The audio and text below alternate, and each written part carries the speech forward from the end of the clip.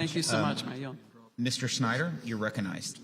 Thank you, Chairman Smith, and I want to thank you and Ranking Member Neal for this opportunity to talk about the state of the American economy and how we are trying to help American businesses flourish and the American economy continue its strong growth. I also want to thank the witnesses for offering your testimony on what workers and business owners need to thrive in this modern economy. Many of the things we have talked about today are echoed with what I hear from my home district in Illinois. And personally, I'm excited to be here in Oklahoma. Much of my father's family traced their roots to this state. Having worked on a horse ranch in Colorado 40 years ago, it feels like coming home to be in this building. I only wish we could have been here longer, had time to explore and learn and understand both the challenges and opportunities that the hardworking people of Oklahoma are pursuing and do much. That said, we all talk about government spending. And I wonder if spending a few hours in a rather cold room without time to actually tour the area or to meet and speak with directly with the people is our best use of public precious resources, of taxpayer funds. Mr. Chairman, I'd like to submit for the record an article from the New York Times talking about the impact of these roadshows on committee budgets. Without objection, so ordered. Thank you. And Mr. Mills, I started my career in the oil and gas industry back in the mid-'80s, early '80s, doing accounting software. I very well understand the boom-bust cycle. I remember the bust of 1986. I wouldn't want to ever experience that again. And that was, I would argue, one of the toughest times this industry ever faced. But I later spent much of the last 30 years afterwards working with private business, advising mostly family businesses. I know that only 1 in 3 family businesses make it to a second generation, 1 in 10 to a third. The fact that you're still in business after 108 years is really extraordinary and to be celebrated. And I wish you, or 115 years since 1908, a lot there.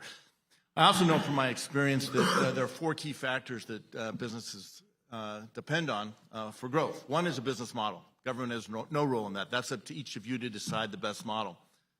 But beyond that, it's access to talent, it's access to capital, and it's a stable business and political environment. Businesses thrive when they can make long-term decisions, to make decisions into the future, confident that they're not going to see the pendulum swing, in particular in government, whether it's at the State House or in Washington.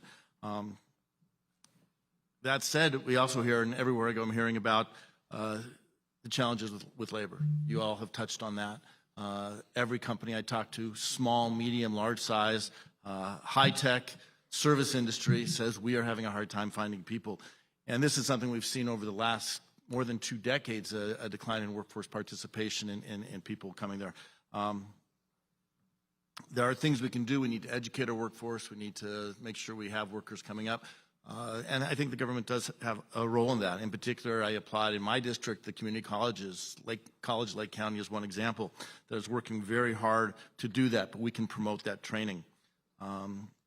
In the coming days, one of the bills that I've been working on and we'll reintroduce is the Veterans Entrepreneurship Training Act. And Mr. Jackson, thank you for your service. My son is a Navy veteran.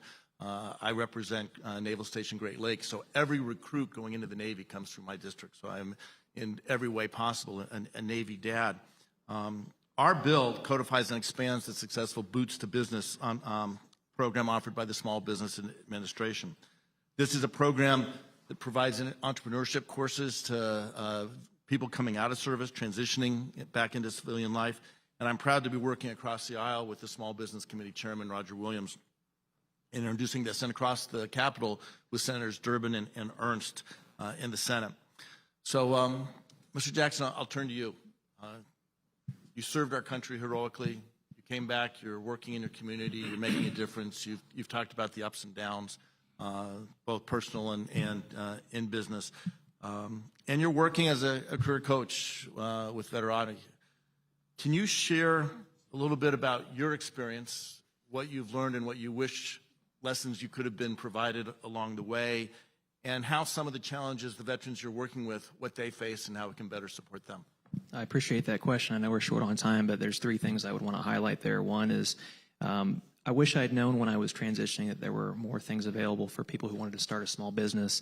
Most of what we were told about was vocational type training that was available. So I would recommend maybe in partnership with the VA, maybe working with different ways to allow veterans to know what's out there, either vocational training to be a good employee or to start a business so they know what tools are available to help them succeed outside the military. Another way might be to have small business loans that would help with operating capital through SBA. That would be another helpful way.